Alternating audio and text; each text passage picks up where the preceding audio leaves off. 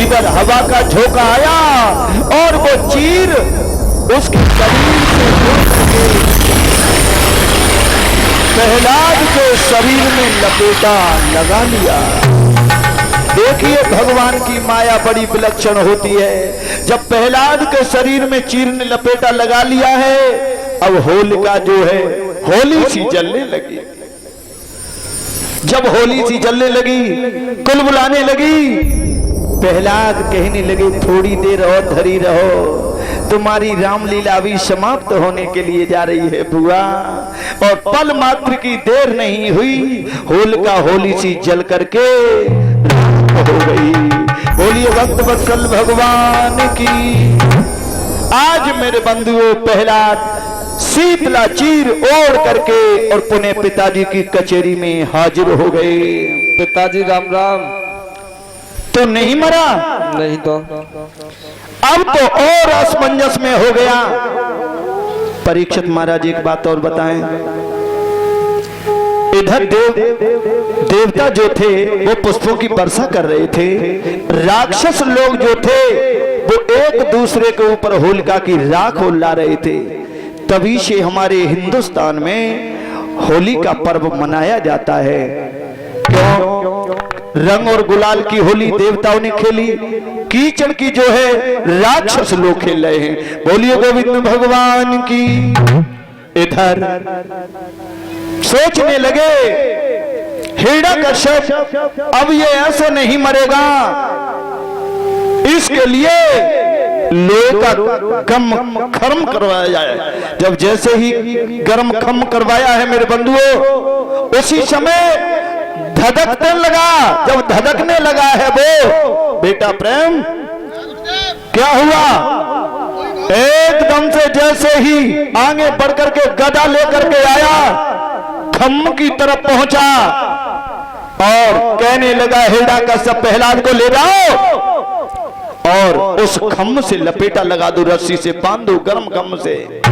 लेकिन बारे भगवान, हे त्रिलोकीनाथ, तुम्हारे भक्त को इतनी बड़ी यातनाएं दे रहे हैं, आज धीरे धीरे खींचते हुए ले जा रहे हैं। जब गर्म खम्म है उसके पास में भगवान अपनी कौत की लीला दिखाने लगे। कौत की लीला कैसी? उस खम्म पर प्रभु चेंटी बन करके रेंगने लगे, चेंटी बन करके।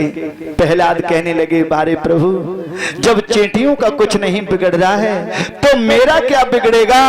एकदम से उस लोहे के खम्म में गलवैया डालनी और लिपट करके प्रभु की आराधना करने लगे। और क्या बोले हैं प्रहलाद?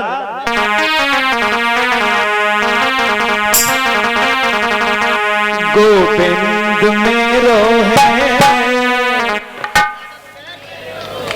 हाँ गोविंद मेरो है, गोपाल मेरो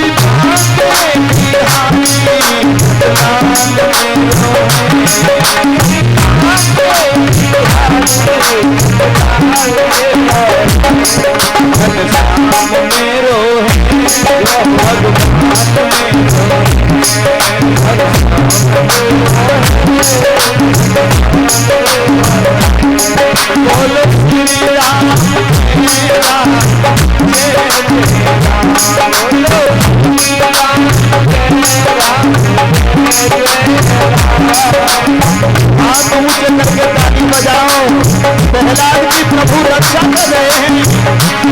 बोलो श्री राम जय राम जय जय राम, बोलो श्री राम जय राम जय जय राम, बोलो कौशल्या जय राम, बोलो